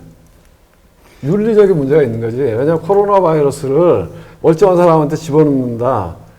그게 어려운 거지. 그렇죠. 그러니까 이렇게 한다 그러더라고요. 코로나 바이러스를, 백신을 넣고 이 사람은 그냥 일상생활을 하게 한대요. 자연스럽게 코로나 바이러스에 접하면 그 사람과 아닌 사람을 대조해서 효과 있느냐 없냐 이걸 하는 건데 이건 시간이 많이 걸리는 거죠. 그러네요. 시간이 많이 걸리는 거죠. 그래서 기술이 어려운 게 아니라 시간이 많이 걸린다는 거죠. 근데 이런 얘기하는 사람도 있더라고요. 중국은 한대 할 수도 있겠더라고. 거기는 뭐 중앙에서 딱 결정하면 모든 게 다 돼버리니까. 군인들을 상대로 한다는 얘기가 있어요. 그래서 그럴 수도 있겠다. 그러면 뭐 중국에 빨리 나올 수도 있겠다는 생각이 들더라고요. 그래서 지금 같은 상황에서는 그걸 누가 백신이 됐든 치료제가 됐든 먼저 개발하는 국가가 엄청난 전략 무기를 갖게 되는 거다. 그럴 수 있지. 예, 그러면 지금 현재 국제 정치학 그 역학관계도 완전히 바뀔 수 있다. 중국은 그걸 놓칠 수가 없다. 이렇게 생각하시는 분들도 있더라고요. 그러니까 그게 참 아이러니한데 뭐 하긴 뭐 그 참 사람을 대상으로 좀 그러니까 근데 어쨌든 뭐 그런 얘기하는 사람이 있더라고요. 예, 중국은 그래서 이 체제가 다르기 때문에 거기가 좀 빨리 나올 수도 있겠다 이런 얘기합니다. 그리고 어쨌든 지금 제가 보기에는 질병본부가 얘기했던 거는 현재로서는 없던 얘기고 그렇다고 지금 우리나라에서 많은 제약회사들이 시도하는 것 자체가 의미가 없다. 그렇게 받아들이는 건 아닌 것 같아요. 그건 이제 시간이 필요한 거죠. 그러니까 어쨌건 현재로서는 그 약간의 가능성, 기대감 정도지 정말 뭐 내일 모레 뭐가 나오는 것처럼 그러니까 일부 투자자들은 그거에 너무 의미를 두고 치료제 이미 다 개발됐어. 백신 다 이제 개발 거의 완성 단계야. 이렇게 생각하고 투자 관점에서 플러스 요인으로 생각하시는 분들이 있더라고요. 그건 참 위험한 생각인 거죠. 그렇죠. 이게 그렇게 방향으로 가고는 있는데 모르겠어요. 제가 상식으로 봤을 때 치료제는 조금 더 빠를 수 있고 백신은 조금 더 시간이 많이 걸릴 수 있고 그렇겠죠. 하여튼 투자하시는 분들은 여러 가지 뉴스들을 다 종합하시면서 쉽게 어떤 단정 짓기보다는 조심스러운 어떤 관점으로 지켜보는 게 상당히 중요하겠네요. 네, 오늘 이렇게 해서 지금 우리 시장에서 아주 가장 크게 이슈가 되고 있는 몇 가지 문제들을 한번 저희가 짚어보면서 뭔가 해답을 찾기보다는 다양한 각도에서 한번 의견을 나눠보는, 생각해보는 그런 시간을 가져봤습니다. 보시는 분들도 어떤 해답을 찾기보다는 이런 다양한 면의 그 부분들을 생각하시면서 투자하는데 참고하시는 게 좋지 않을까. 그만큼 혼란스러운 알 수 없는 미래를 그런 시대가 아닌가 싶습니다. 오늘 이렇게 나와주셔서 고맙습니다. 네, 감사합니다.